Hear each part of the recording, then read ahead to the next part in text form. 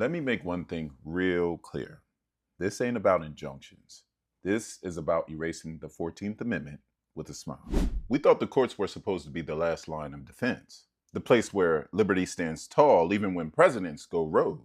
But on Friday, in a 6-3 decision straight down party lines, the Supreme Court told us, nah, we good.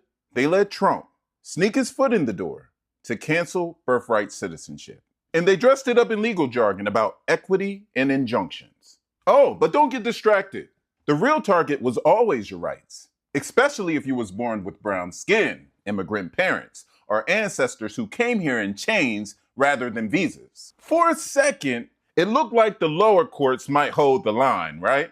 3 federal judges had already slapped Trump's executive orders down with nationwide injunctions, telling him loud and clear, you can't just rewrite the Constitution because you feel like it. Immigrant groups were celebrating.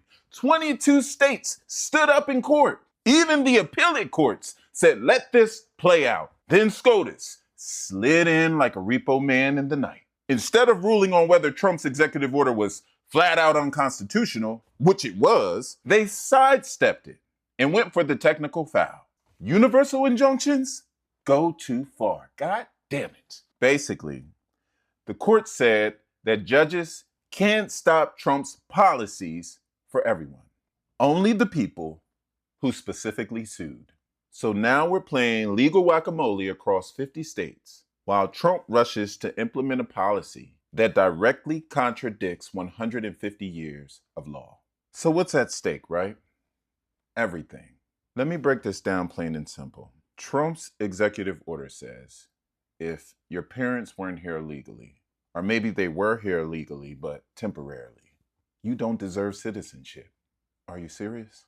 The 14th Amendment that was passed after the Civil War to make sure that Black folks were considered full human beings says, all persons born or naturalized in the United States are citizens. It don't say except for immigrants. It don't say only if your parents had papers. It says all persons. A phrase so fucking inclusive, it slapped the face of Dred Scott and every slave master of the fucking Confederacy. So what Trump is really doing here is rewriting Reconstruction. The very laws meant to undo slavery. And the Supreme Court just handed him the pen. You thought Isengard was bad? You thought Voldemort was a problem? Justice Amy Coney Barrett, Trump's handpicked avatar, penned this majority opinion like it was a legal lullaby, with principles of equity, she says, while politely gutting the power of federal courts to stop executive tyranny. And while they didn't officially cancel birthright citizenship yet, make no mistake, they laid the legal groundwork to allow Trump to do it himself. In the dissent, Justice Sonia Sotomayor, she tried to hold the line, calling out how this decision disregards the long history of protection for non-parties. But her voice is now a lonely alarm in a house full of arsonists. This ain't about immigration. This is about control. It's about telling people of color, especially Black, brown, or immigrant babies, that their existence is conditional. That if you ain't got the generational wealth, land deeds, or ancestors off the Mayflower, you're permanently under review. Today is birthright citizenship.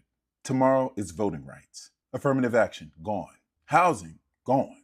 Education, you got it, gone. When does it stop? In the MAGA cult, are they going to keep smiling in your face, talking about this is what we voted for. This is what the founders wanted. Don't forget, y'all, the founders owned slaves. They're not playing. Trump told you on day one what he was coming for. And this court just gave him the green light to drive through your rights like a bulldozer in a graveyard. So don't wait on the Constitution to bleed before you speak up. Because if birthright citizenship can be reviewed, so can your freedom.